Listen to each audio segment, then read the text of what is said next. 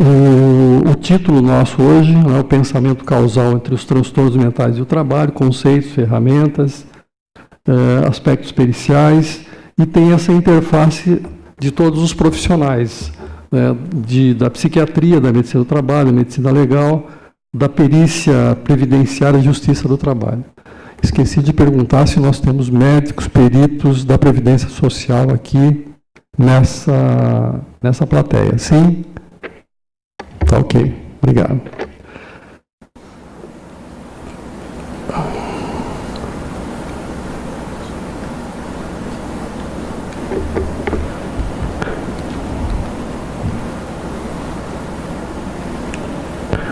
Bem, então, fazendo um pequeno resumo do que eu vou falar sobre a introdução à questão dos transtornos mentais, a incapacidade laboral desses transtornos mentais no Brasil, mostrando, então, a incapacidade laboral nesses últimos 7, 8 anos, depois do advento do NTEP.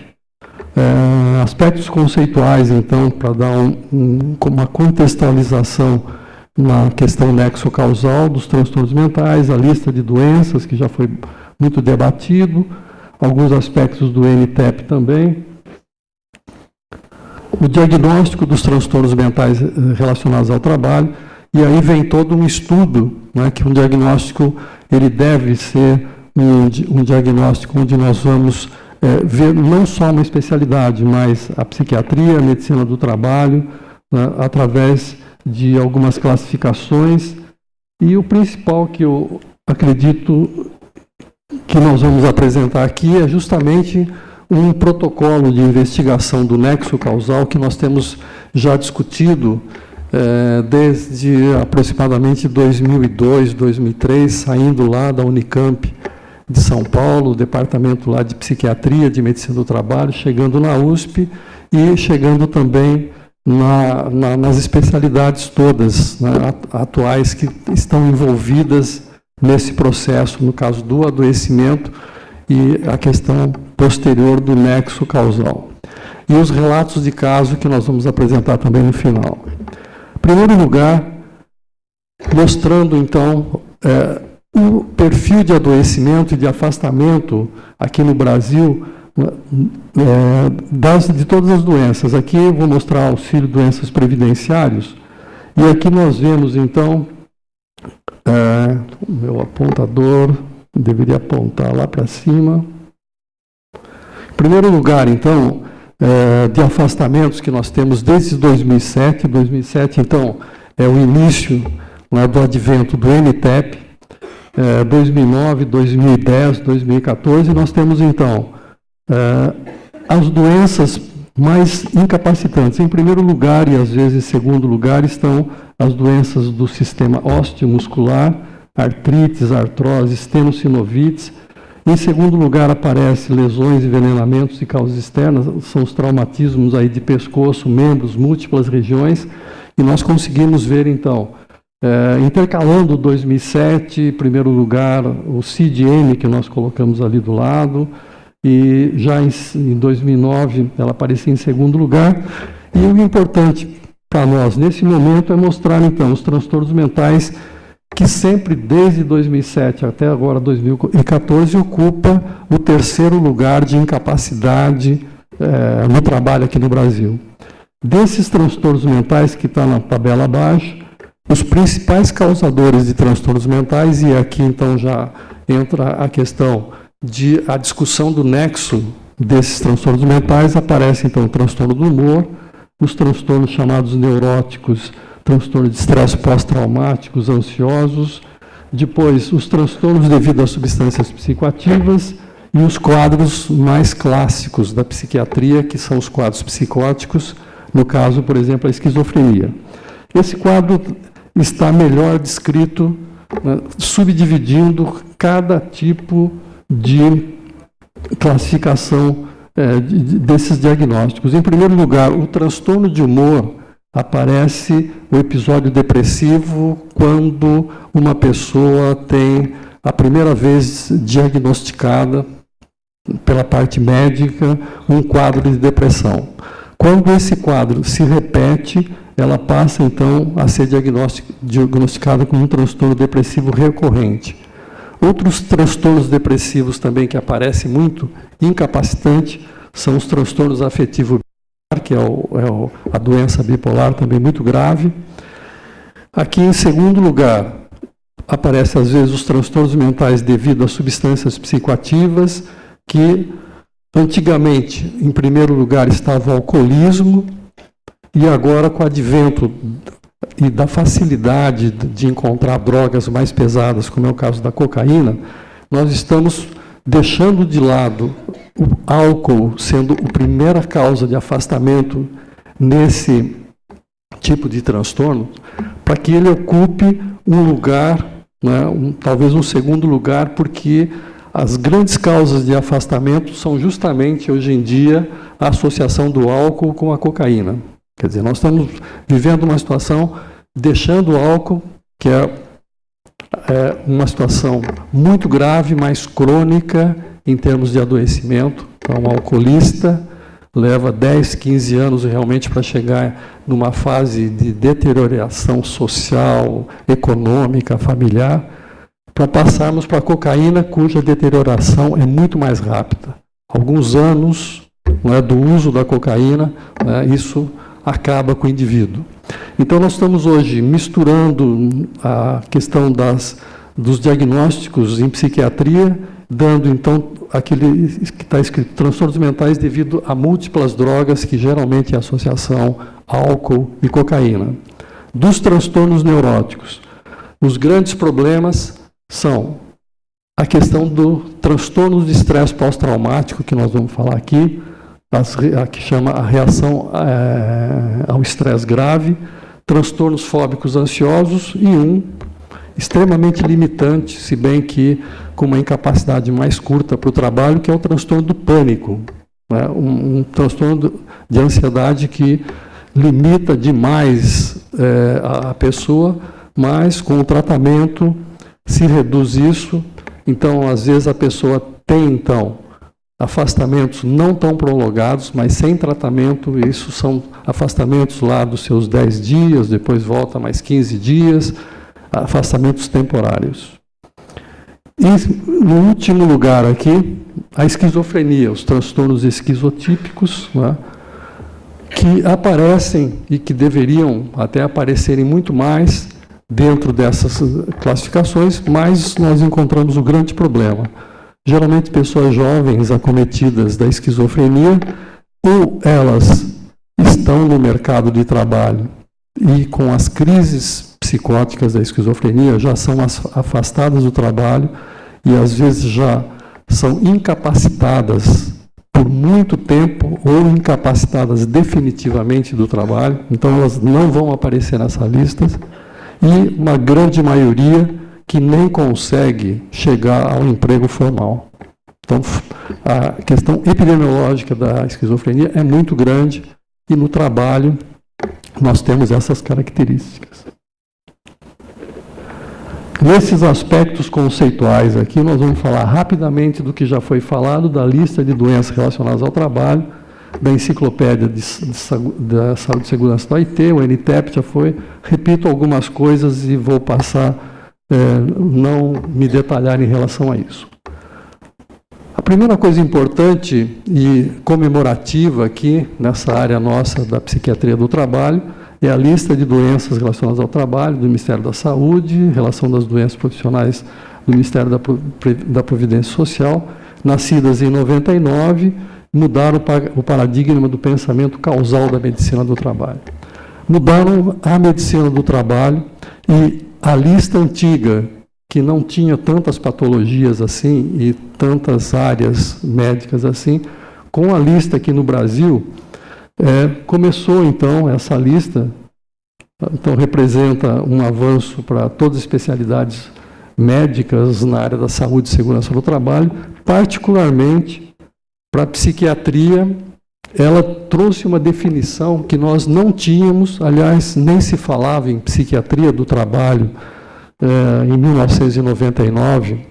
A psiquiatria do trabalho era meramente uma situação de peritos que faziam perícias em psiquiatria sem, às vezes,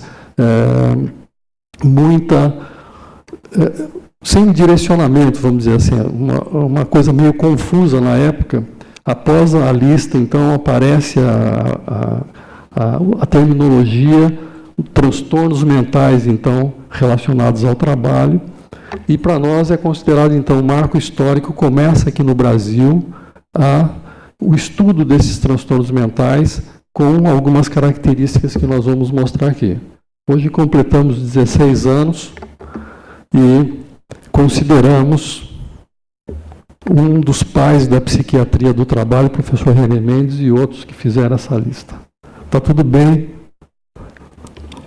Aceita a paternidade também, professor? Da psicopatologia, está bem. Mas isso foi uma coisa muito importante, né? E o que nós vamos falar tudo aqui é baseado, então, nesse estudo, né? Muito, às vezes, assim, feito, levando em consideração várias áreas para se chegarmos, então, a essa conceituação dessa especialidade chamada de psiquiatria do trabalho. Então, só para lembrar aqui, então, a denominação que foi criada dos transtornos mentais relacionados ao trabalho. Aqui é aquela enciclopédia de saúde e segurança do trabalho da Organização Internacional do Trabalho. Eu não vou entrar em detalhes, acho que já foi falado. A importância que nós temos essa publicação de 1998, mas extremamente atual, porque ela fala dos fatores psicossociais no trabalho que nós passamos a discutir mais profundamente depois aí de muitos anos, né, quase 2 décadas. Nós estamos aprofundando o estudo, isso descrito já na Enciclopédia de Saúde e Segurança do Trabalho, que acho que é importantíssimo para o conhecimento do nexo causal também. Tá? Então, é uma forma são dados importantes para esse conhecimento dentro dessa área. Do nexo técnico epidemiológico, acho que já foi falado, muito doença cuja incidência foi elevada em determinada atividade, será caracterizada como do trabalho, independente da notificação. Até 2007, trabalhadora quem precisava provar que estava doente. Importante destacar que a questão epidemiológica dentro dessa lista e é o cruzamento, então, do CID-10, que é a Classificação Internacional de Doenças, com a classificação do CNAE. Mas nós temos uma coisa super importante, e há muito tempo eu procurava alguma coisa que pudesse descrever com um conceito vindo, né, de grandes autoridades, essa questão do nexo epidemiológico no pensamento da causalidade. Isso apareceu nessas discussões sobre nexo, vindo aqui do professor René Mendes, copiado aqui na lista desenvolvida, que eu acredito que ele apresentou agora e na outra vez também, na lista desenvolvida no Brasil, vigentes a partir de 99, na ampliação do conceito da causalidade.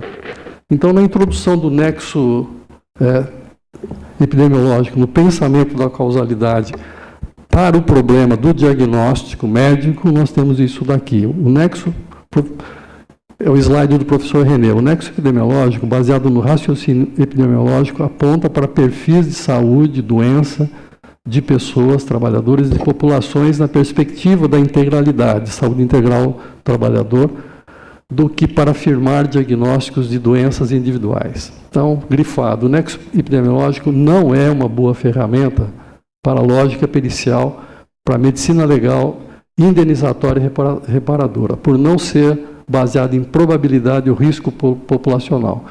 Não pode dar respostas categóricas do tipo sim ou não. Como já foi falado aqui, nós vamos falar aqui mais na frente, quando nós formos falar na classificação de Schilling, né, o grupo 2 da classificação de Schilling fala sempre do nexo epidemiológico. Mas o nexo epidemiológico não dá para que a gente pode ter um conhecimento geral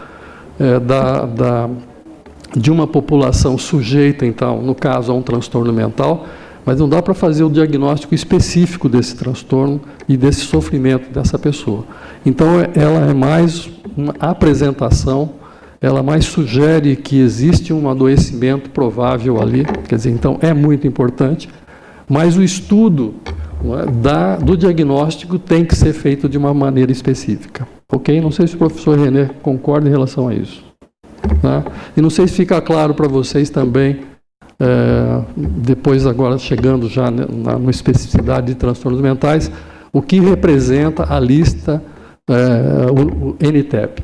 É super importante porque a epidemiologia é o fator fundamental para que a gente possa direcionar ações, tanto de prevenção como de tratamento, e até depois estudar a questão responsabilidade por algum tipo de dano. Então, ela dá toda uma visão geral, mas a visão específica fica em pauta. Uma meia hora ou mais para debate, vamos guardar as questões.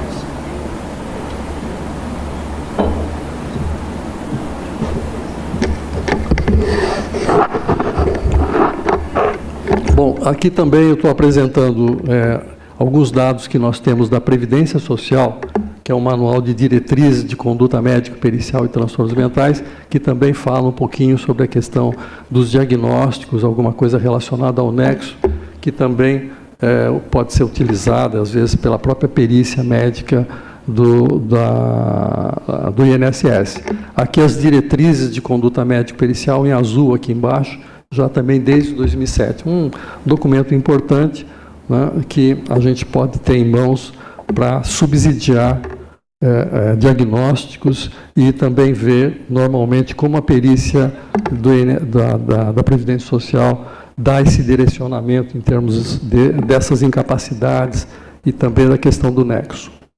Dos diagnósticos, então, dos transtornos mentais relacionados ao trabalho, nós vamos falar rapidamente dessa interface da psiquiatria do trabalho e medicina do trabalho, do diagnóstico, das classificações do CID-10 e de um outro tipo de CID de classificação que nós temos usado, que é dos Estados Unidos, chamado DSM-4, a questão da anamnese psiquiátrica e o protocolo de avaliações desses transtornos mentais. Aqui falando do diagnóstico, então, a interface da medicina do trabalho, a psiquiatria, conceitos e a lista. Falo rapidamente, que eu acredito que já foi falado, é uma coisa extremamente simples, a medicina do trabalho como princípio prevenir doenças ocupacionais, acidente de trabalho, promover a saúde e fundamenta suas ações nas NRs, serve de base para as empresas administrar seus riscos potenciais à saúde dos trabalhadores. E as principais NRs, que é a NR4, vou falar delas no slide seguinte, a NR9 e a NR17, que é da ergonomia, a NR33, a NR35. Por que um psiquiatra vem falar aqui sobre essas questões das NRs? Como nós vimos lá, ensinamentos da enciclopédia da OIT, tudo isso daqui, mal conduzido pela empresa, são fatores extremos de riscos psicossociais do trabalho. Então, é fundamental que quem vai estudar essa parte emocional não fique só na área do psicologês ou do psiquiatrês ou coisas desse tipo. Nós precisamos, então, conhecer melhor coisas que já existem aqui, tá? E que, nessa avaliação dela, nós vamos encontrar, então, grandes problemas, os riscos que a empresa pode estar produzindo nos seus trabalhadores. Essa NR, então, nós vamos utilizar no protocolo de investigação do nexo causal, então, desses transtornos mentais. A gente vai investigar as questões relacionadas ao SESMIT da empresa, a constituição, o médico, a enfermeira, engenheiro do trabalho, como eles lidam em termos dessas situações. Na R7, que é do PCMSO, que é o médico do trabalho, nós temos os problemas principais da medicina do trabalho, que começam, então, a acontecer as dificuldades de entendimento, por exemplo, nos exames admissionais, periódicos demissional, se a pessoa pode ou não pode ser admitida, se pode ou não pode ser demitida, pode retornar ao trabalho ou não, pode, enfim, são coisas que o médico do trabalho lida diariamente com essa situação.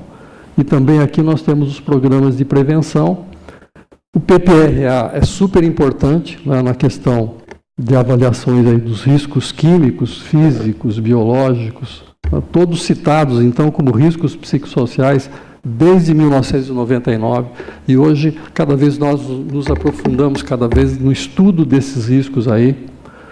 Os riscos químicos que nós vamos falar, né, isso é da antiga lista feita por Ramazzini, onde ele descreve, né, as doenças produzidas pelos metais pesados, por exemplo, descreve do ponto de vista como médico clínico, e ele descreve também de uma maneira muito bem elaborada as consequências psicossociais e psíquicas desses tipos de neurointoxicações, vamos chamar assim. Eu vou falar com ela em seguida.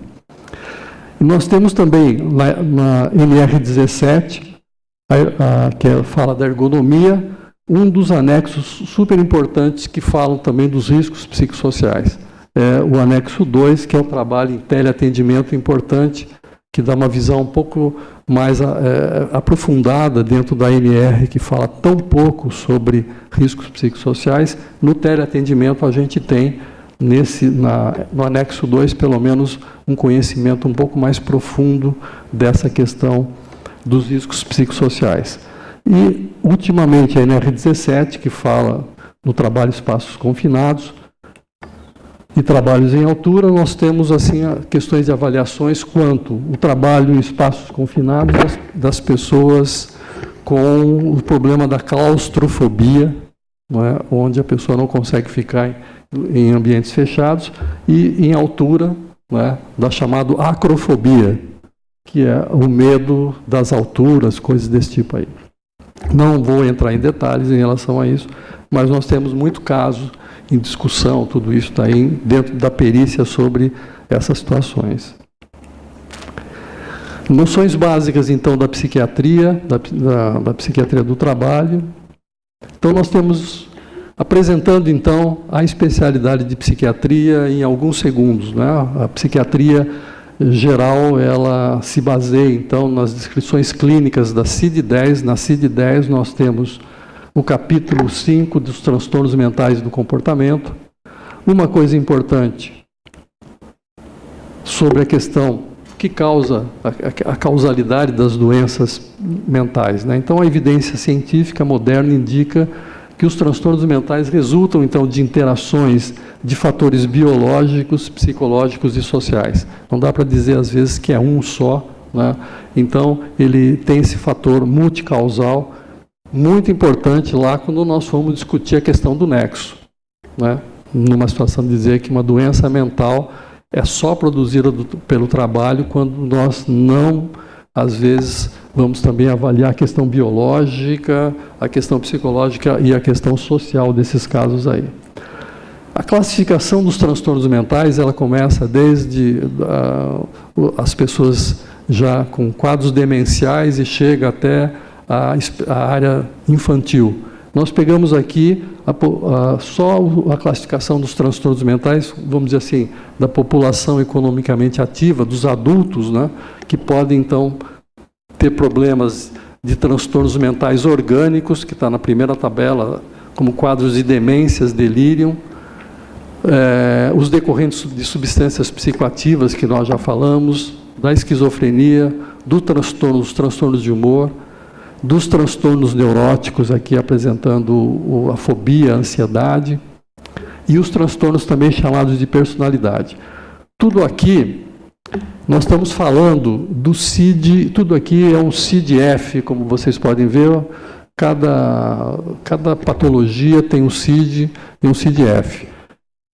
Dentro dessa questão da psiquiatria geral, nós saímos hoje da questão doença para entrar num CID-Z, da Classificação Internacional do Trabalho, do CID-10, que fala fatores influenciando o estado de saúde e contatos com o serviço de saúde. É o CID-Z, que, vamos dizer assim, seria uma pré-doença, seriam os antecedentes que pode levar a pessoa, então, a ficar doente. Então, essa situação também é importante da discussão, aonde termina o CID-Z e aonde começa o CID-F. Né?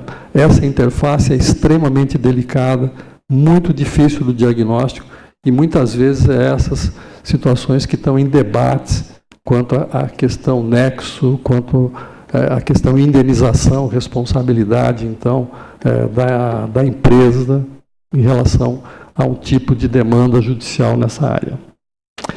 Aqui o tópico rápido também é o que o psiquiatra faz, porque a anamnese psiquiatra é a história do indivíduo, é o que nós temos oficialmente como diagnóstico de uma doença mental, e aqui uma sequência, né, falando sobre a origem do encaminhamento, a queixa da pessoa, a história toda do como aconteceu o problema, os interrogatórios complementares, exames médicos que existem, antecedentes mórbidos da própria pessoa, os antecedentes familiares importantes nos transtornos mentais, hábitos de estilo de vida, história de vida e os aspectos psicossociais, que foram incluídas recentemente. Lá no final dos aspectos psicossociais, a gente vê a questão relacionada ao trabalho. Então, começando a psiquiatria geral, começando a dar os seus primeiros passos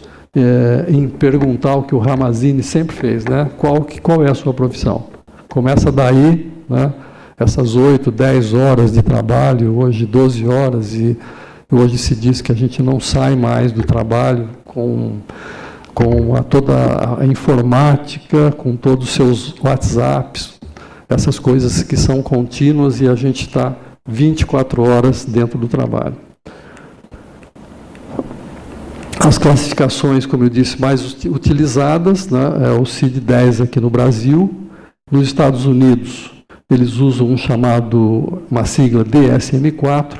Lá eles dividem, aqui nós costumamos geralmente dar um diagnóstico, que é o diagnóstico principal.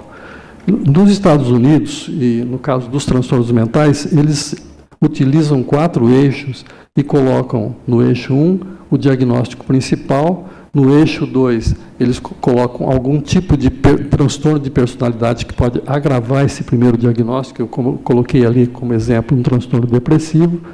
No diagnóstico 3, super importante, se essa pessoa então tem um transtorno mental, se ela tem alguma doença física que provavelmente vai agravar esse problema da doença mental e vice-versa. Então, é super importante esse terceiro diagnóstico. E o quarto diagnóstico, mais importante em termos da medicina do trabalho, da nossa área pericial e do nexo, é conhecer os problemas psicossociais e ambientais que contribuem, então, para o desenvolvimento desses transtornos. Que aqui está citado, então, os problemas, os inúmeros problemas que podem existir dentro do trabalho. Às vezes a gente fala, para fazer um diagnóstico, por onde nós entramos, por que eixo nós entramos, né? E isso acho que tem alguma coisa a ver também um pouquinho com a lista A, a lista B, que é esse diagnóstico multiaxial, não só um diagnóstico da patologia principal, mas é todo o contexto dela, a questão dessa importância. Na psiquiatria do trabalho, então, nós temos, então, aí inaugurando esse campo a partir de 1999, que estuda, então, os transtornos mentais relacionados ao trabalho nos seus aspectos preventivos, clínicos, diagnósticos, terapêuticos e periciais. E os avanços mais significativos que nós falamos, em 99, a lista de doenças, né, no capítulo 10 desses transtornos mentais relacionados ao trabalho, e em 2007 o nexo técnico epidemiológico também. A partir do nexo técnico começa a aparecer, principalmente em relação a transtornos mentais, os inúmeros transtornos mentais que antes só nós conhecíamos através da CAT e que não servia absolutamente para nada, para poder fazer uma pesquisa da parte epidemiológica. E hoje nós temos isso, né, com muita facilidade. Eu trouxe a lista aqui para falar para vocês, então, a lista de doenças desde 1990, o que ela fala da lista. Então, ela vai falar no CID-F, porque nós temos também na lista de doenças o CID-Z, mas ela fala dos quadros demenciais, dos delírios, dos transtornos cognitivos, dos transtornos orgânicos, que nós vamos ver logo em seguida, que nós, assim, acho que até popularmente, em termos médicos, chamamos de neurointoxicações, né? Ou distúrbios neuropsiquiatras causados, então, por intoxicações do mercúrio, do chumbo, por exemplo, o alcoolismo, que entrou dentro na lista também, a depressão, o transtorno de estresse pós-traumáticos, a síndrome da fadiga crônica e também o transtorno do ciclo vigília-sono devido a fatores não orgânicos. Duas coisas chamam a atenção aqui historicamente. Primeiro, lá dentro da classificação que Ramazzini fez, de intoxicações, e ele pegou, então, e descreveu no livro dele sobre as doenças do padeiro, que a gente sempre pergunta para o público qual que é a principal doença do padeiro, que Ramazzini descreveu no livro de quem não leu. A doença do padeiro deve ser o pó, deve ser cortou o pão errado, algum acidente de trabalho. Na realidade, o Ramazzini descreve, em 1700, esse transtorno do ciclo vigília-sono, né, dos padeiros, dizendo numa frase que são profissionais que vivem ao contrário dos demais homens, né? São antípodas da sociedade, que é o trabalho noturno. Enquanto as pessoas estão dormindo à noite, no seu final de semana tendo uma convivência, os padeiros na época, 1700, como nós médicos, como diversos profissionais hoje em dia têm o seu trabalho noturno, o seu trabalho de final de semana, perde esse contato social, às vezes, com a sua família e começam a gerar problemas de riscos psicossociais intensos. É claro que o transtorno vigília-sono é muito grave, problema da insônia, porque ela vai produzir transtornos psicossomáticos, alterações gástricas, hipertensão, essa coisa toda no trabalhador noturno não adaptado, então, a essas questões, né? Além, então, dos distúrbios mentais. Irritabilidade, quadros depressivos e ansiosos intensos nesses profissionais. Mas fica aqui, né, a nossa alusão novamente a Ramazzini. O livro, né, das doenças profissionais é mais ou menos o livro, é um livro romanceado, falando de medicina, mas pode também ser um romance médico, né, do que ele descreve daquela época e de muitas coisas que a gente pode estar tirando no dia a dia de hoje. No se dizer que tem na lista de doenças, nós estamos com as seguintes classificações: a questão do desemprego, a ameaça de perda de emprego, desacordo com patrão e colegas, outras dificuldades físicas e uma discussão hoje muito moderna, que é a questão da síndrome do burnout, a síndrome do esgotamento profissional. Fundamental hoje, infelizmente, na situação social que nós vivemos aqui no Brasil, é a questão do desemprego. Toda vez que nós pegamos pessoas 3, 4, 5 meses desempregadas, se a gente for analisar um pouco mais a fundo, nós vamos acabar encontrando sintomas de ansiedade, sintomas até depressivos, que na realidade não são doenças, mas são sintomas diante, às vezes, dessa situação que nós estamos vivendo. Então, chama atenção, né, na contratação dessas pessoas, depois de muito tempo desempregadas, chama atenção a necessidade de nós darmos um suporte melhor, até em termos emocionais, para pessoas que passaram muito tempo nesse desemprego. E são pesquisas internacionais mostram muito bem isso daí.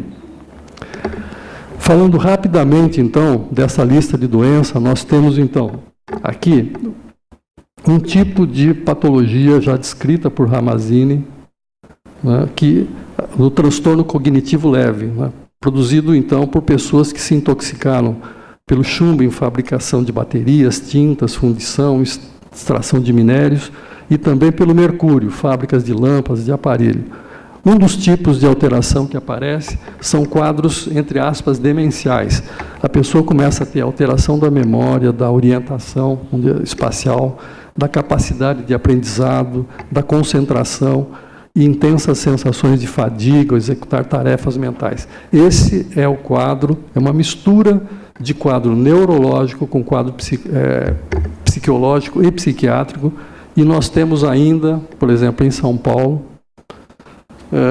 no Hospital das Clínicas, onde a gente tem essa área da psiquiatria do trabalho, um ambulatório de saúde ocupacional, onde muitos trabalhadores de indústria de lâmpadas, depois de 10, 15 anos, ainda estão em tratamento.